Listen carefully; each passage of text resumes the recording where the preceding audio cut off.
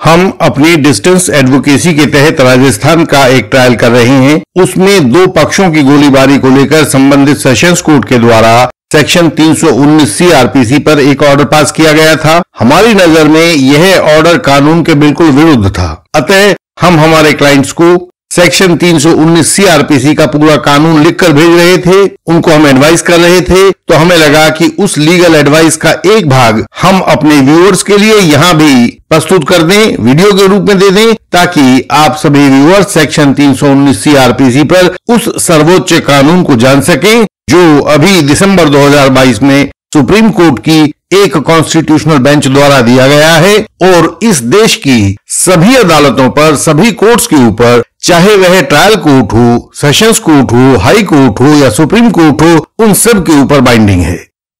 5 मार्च 2015 को एक case NDPS, arms act और इंफॉर्मेशन टेक्नोलॉजी एक्ट के तहत 11 लोगों के खिलाफ दर्ज हुआ। पुलिस आईओ ने 6 सितंबर 2021 को 10 लोगों के खिलाफ चार्जशीट दाखिल कर दी और ट्रायल चल पड़ा। एक दूसरी चार्जशीट भी बीच में दाखिल की गई, लेकिन उसमें भी वह आरोपी नहीं था जो पहली चार्जशीट में चार्जशीट करने से छोड़ दिया गया था। 31 जुलाई 2017 को प्रोसिक्यूशन ने सेक्शन 311 सीआरपीसी की एक अर्जी लगाकर PW4 और PW5 को समन करवा लिया। उनकी दोबारा गवाही करवाई और इन दोनों गवाहों ने इस बार उस 11वें व्यक्ति का नाम ले दिया जिसे पहली चार्जशीट में छोड़ दिया गया था। PW4 व PW5 की इस दूसरी गवाही के आधार पर पब्लिक प्रोसिक्यूटर ने 11वें व्यक्ति को समन किए जाने के लिए सेक्शन 319 सीआरपीसी की अर्जी लगा दी। 21 अक्टूबर 2017 को ट्रायल कोर्ट ने लंच से पहले सुबह के समय उन 10 आरोपियों का निर्णय सुना दिया और दोपहर के बाद सेक्शन 319 सीआरपीसी की एप्लीकेशन पर ऑर्डर करके 11वें व्यक्ति को ट्रायल भुगतने के लिए समन कर लिया। इस 11वें व्यक्ति ने हाई कोर्ट में उस ऑर्डर को चैलेंज किया, लेकिन हाई कोर्ट ने उसकी बात नहीं सुनी, तो उसे अपलेंट बनकर सुप्रीम कोर्ट के सामने गुहार लगानी पड़ी और सुप्रीम कोर्ट ने उसकी बात को ध्यान से सुना। जब उसकी यह अपील सुनी जा रही थी तो 10 मई 2019 को जस्टिस NV रमना और जस्टिस M शांतागौडर ने कहा कि यह मामला कठिन है और उतना सरल नहीं है जितना कि देखने से लगता है। उन्होंने अपने ऑर्डर में 3 प्रश्नों की एक रेफरेंस बनाई और कहा कि इस रेफरेंस के ये 3 प्रश्न सुप्रीम कोर्ट की किसी एक बड़ी बेंच के द्वारा डिसाइड किए जाने चाहिए, ताकि 319 सीआरपीसी का यह पूरा कानून बिल्कुल क्लियर हो सके और सभी ट्रायल कोर्ट्स के लिए एक ऐसे दिशा निर्देश प्राप्त हो सके जो 319 का ऑर्डर पास करते समय उन्हें ध्यान में रखने चाहिए। हम आपको उस रेफरेंस के वे तीनों प्रश्न दिखा रहे हैं। पहला प्रश्न था, जब अन्य आरोपियों का ट्रायल समाप्त हो चुका हो तो क्या ट्रायल कोर्ट के पास अतिरिक्त आरोपी को सेक्शन 319 सीआरपीसी में समन करने की कानूनी शक्ति बची रहती है? दूसरा प्रश्न था, यदि ट्रायल का एक हिस्सा समाप्त हो चुका हो और दूसरा हिस्सा जो भगोड़े अपराधियों के खिलाफ था वह अभी कोर्ट में बचा हुआ हो, तो क्या उस बचे हुए हिस्से में ऐसी समनिंग करने की ताकत भी ट्रायल कोर्ट के पास होती है? रेफरेंस का तीसरा सवाल पूछा गया था कि सेक्शन 319 सीआरपीसी की शक्तियों का प्रयोग करते समय हर ट्रायल कोर्ट को किन किन गाइडलाइंस का पालन करना अनिवार्य होगा। इस रेफरेंस पर चीफ जस्टिस ऑफ इंडिया ने 5 जजों justice S Abdul Nazeer, justice BR Gavai, justice AS Bopanna, justice V Ramasubramanian और जस्टिस BV नागरत्ना की एक कॉन्स्टिट्यूशनल बेंच का गठन किया और गठन करके यह मामला उसको सौंप दिया।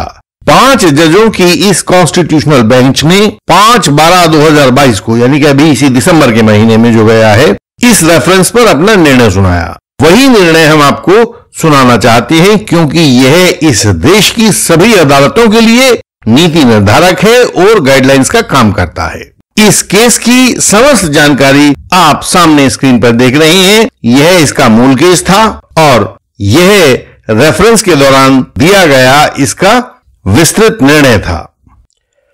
इंडियन लीगल लीगल सिस्टम की ऑनलाइन इंटेंसिव लीगल कंसल्टेशन अपने व्यूअर्स की कानूनी समस्याओं का उपचार देती है। छोटी समस्याओं के लिए 20 मिनट वाली कंसल्टेशन और विस्तृत समस्याओं के लिए 40 मिनट वाली कंसल्टेशन सब निदान आपको प्रस्तुत कर देती है।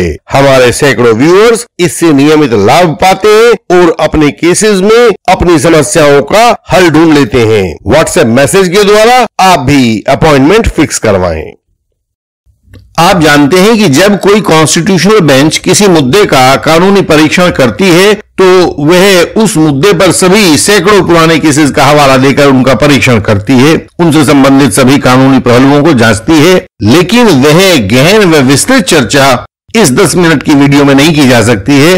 अतः इस जजमेंट का पूरा व्यास और परास देखने के लिए आप उस जजमेंट को स्वयं पढ़ सकते हैं। हम तो केवल उतने भाग पर चर्चा करेंगे जो कि कॉन्स्टिट्यूशनल बेंच के रेफरेंस प्रश्नों के उत्तर में आया था।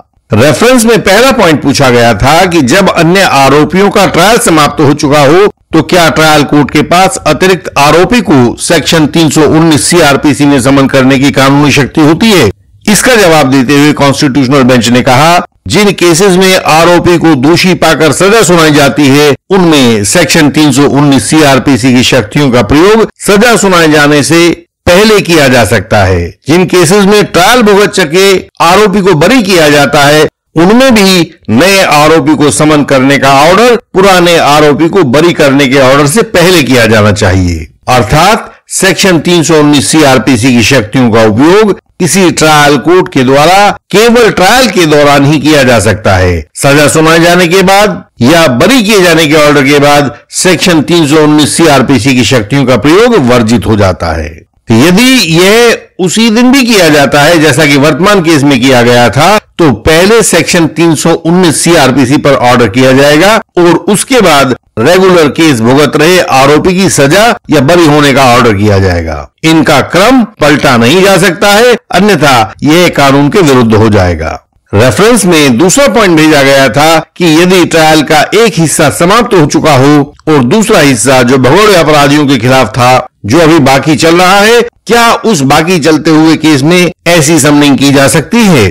रेफरेंस में इसके बारे में कहा गया कि भगोड़े अपराधियों के खिलाफ बचे हुए ट्रायल के हिस्से में, जिसे स्प्लिट अप केस भी कहते हैं, उसमें भी सेक्शन 319 सीआरपीसी के तहत अतिरिक्त आरोपियों को समन किया जा सकता है। लेकिन इसकी भी शर्त वही होगी कि नए आरोपी की समनिंग समाप्त हो चुके मूल केस के एविडेंस पर आधारित ना हो, बल्कि जो बचा हुआ हिस्सा है, जो स्प्लिट अप केस है, भगोड़े अपराधियों के खिलाफ चल रहा है, उसमें मिले एविडेंस के आधार पर नए आरोपी को समन किया गया हो। इस रेफरेंस का तीसरा पॉइंट था कि सेक्शन 319 सीआरपीसी की शक्तियों का प्रयोग करते समय हर ट्रायल कोर्ट को किन गाइडलाइंस का पालन करना होगा। तो सुप्रीम कोर्ट ने अपने रेफरेंस में इसका उत्तर देते हुए बताया कि वांछित गाइडलाइंस इस प्रकार से होंगी।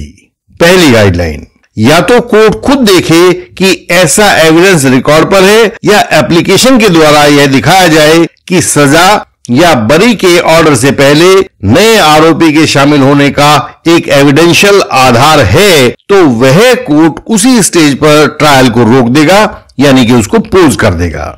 दूसरी बात कही, उसके बाद वह कोर्ट उस सेक्शन 319 सीआरपीसी के मुद्दे या एप्लीकेशन को डिसाइड करेगा। तीसरी गाइडलाइंस है कि यदि कोर्ट ऑर्डर के द्वारा आरोपी को समन किया गया है और उस आरोपी द्वारा केस को ज्वाइन कर लेने के बाद ही मेन केस में आगे की कार्रवाई हो सकेगी, बीच में कुछ नहीं होगा। जितने दौरान तक 319 सीआरपीसी की कार्रवाई चलेगी, मेन केस में कुछ भी नहीं होने वाला है। चौथा पॉइंट है कि 319 का ऑर्डर करते समय कोर्ट को यह भी तत्काल ही डिसाइड करना होगा कि नए आरोपी का केस अलग से चलाया जाएगा या उसे पुराने केस में ही ज्वाइन करवाया जाएगा।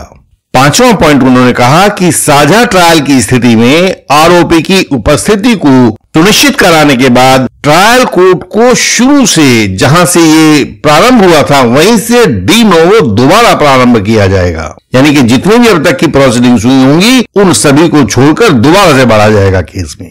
छठा पॉइंट उन्होंने बताया कि लेकिन यदि नए आने वाले आरोपी का ट्रायल अलग करना है तो पहले उसकी उपस्थिति को अलग ट्रायल के लिए सुनिश्चित किया जाना होगा। जैसे बेल वगैरह होती है, बेल ले ली जाएगी, उसका जमानती बॉन्ड ले लिया जाएगा और उसके बाद फिर उसके नए ट्रायल को शुरू किया जाएगा। सातवीं बात उन्होंने कही कि यदि पॉज किए गए मुख्य ट्रायल के आरोपियों को बरी किए जाने का केस बनता है तथा नए आरोपी को अलग ट्रायल में लिया जाना है तो मुख्य ट्रायल के आरोपियों को बरी किए जाने में कोई कानूनी अड़चन नहीं होगी। आठवीं बात उन्होंने बताई कि यदि मुख्य केस में 319 का ऑर्डर नहीं किया गया है तथा भगोड़े अपराधियों के स्प्लिट अप केस में 319 का ऑर्डर किया जाना है तो इसमें केवल स्प्लिट अप केस के एविडेंस के आधार पर ही 319 का ऑर्डर किया जा सकेगा। मुख्य केस में जो एविडेंस हुआ है उसको इसमें बेसिस नहीं बनाया जाएगा, उसको आधार नहीं बनाया जाएगा। नवा पॉइंट है कि यदि फाइनल आर्ग्यूमेंट सुनने के बाद कोर्ट को 319 का ऑर्डर पास करने की स्थिति पैदा हो जाती है तो ऐसे में कोर्ट को फाइनल ऑर्डर पास करने का निर्णय रोक लेना होगा। फाइनल आर्ग्यूमेंट के बाद आप फाइनल ऑर्डर नहीं करेंगे बल्कि उसको रोक लेंगे, पहले 319 को डिसाइड करेंगे और उसके बाद आगे बढ़ेंगे। 10वां पॉइंट है इस फाइनल ऑर्डर पर रुके हुए केस को दोबारा शुरू करने से पहले ऊपर बताई गई सब स्थितियों पर पूरी तरह से गौर कर लेना होगा। जब ट्रायल कोर्ट यह सुनिश्चित हो जाएगा कि हाँ सभी बातें पूरी कर ली गई हैं कानूनी रूप से, उसके बाद ही इस रुके हुए केस को आगे बढ़ाया जा सकेगा। 11वां पॉइंट है यदि नए आरोपी का साझा ट्रायल करने का हुक्म दिया जाता है तो पूरा ट्रायल शुरू से होगा, हर एक बात शुरू से होगी, चार्ज दोबारा फ्रेम होगा और पहला जो गवाह है वहीं से उसकी गवाही को दोबारा शुरू करवाया जाएगा, हर स्टेज दोबारा से पूरी की जाएगी। 12वां पॉइंट सुप्रीम कोर्ट ने कहा कि इसमें यदि नए आरोपी का अलग ट्रायल करने का हुक्म हुआ हो तो मुख्य केस में जजमेंट पास कर दिया जाएगा और नए आरोपी का ट्रायल अलग से शुरू किया जाएगा। इस प्रकार से आप देखिए कि सेक्शन 319 का पूरा कानून बहुत टेक्निकल बना दिया गया है, अतः कोर्ट इसमें बहुत गलतियां करने वाले हैं। जब भी कोई नई बात होती है तो कोर्ट उसको करते हुए ही सीखते हैं। यह निर्णय कॉन्स्टिट्यूशनल बेंच का निर्णय है, अतः सुप्रीम कोर्ट पर भी बाध्यकारी है। तो आप इसमें पारंगत हो जाएं और जो भी ट्रायल कोर्ट इसमें गलती करते हुए दिखाई दे उनको वहीं पकड़ लें ताकि फॉल्स एलिगेशन वॉरियर्स और यंग एडवोकेट कलीग्स को कोई भी कठिनाई सामने ना आने पाए। आपकी तरह बहुत से व्यूअर्स कानून को लेकर भ्रम के शिकार हैं, उन्हें नहीं पता कि सही रास्ता क्या है, उनके वकील उनसे बात छुपाते हैं, कोर्ट में उनकी बात सुनी नहीं जाती है। ऐसे में आप अपनी मुश्किल को हमसे पूछकर हल कर सकते हैं। हम अपने मेंबर्स के लिए कानून का पथ प्रदर्शन करते हैं, उनके लिए कंसल्टेशन देते हैं, रिटर्न कंसल्टेशन देते हैं, इंटेंसिव कंसल्टेशन देते हैं, bail, print, cross examination, reply, pleading, arguments आदि में हम अपने क्लाइंट्स की सहायता करते हैं। यदि आप नए एडवोकेट हैं तो भी हम आपका पूरा सहयोग करते हैं और आपको कोई मुश्किल नहीं आने देते हैं। सारे भारत देश से केसेस, सवाल, सहयोग की पुकार हम तक आती है और हम उसे पूरा करने में जुटे रहते हैं। हम आपकी सहायता भी करेंगे, आप हमें अपनी मुश्किल तो बताइए, हम इसके लिए प्रणबद्ध हैं। आप हमें अपनी कानूनी जरूरतें बताएं। हमारी वेबसाइट है indianlegalsystem.org। इस पर सभी महत्वपूर्ण जानकारियां आपकी सरल भाषा में दी गई हैं, उन्हें पढ़ें और सीखें। आपका ज्ञान आपका हथियार है। इस चैनल की हर एक वीडियो में फॉल्स एलिगेशन से बचाव की युक्ति दी गई है, उसे देखें, वह आपकी सहायता करेगी। इस चैनल को लाइक करें, शेयर करें और सब्सक्राइब करें। बेल आइकन को प्रेस करें ताकि कोई नई वीडियो आपसे छूट न जाए। हम आपसे अगले वीडियो में फिर मिलेंगे, तब तक के लिए प्रणाम।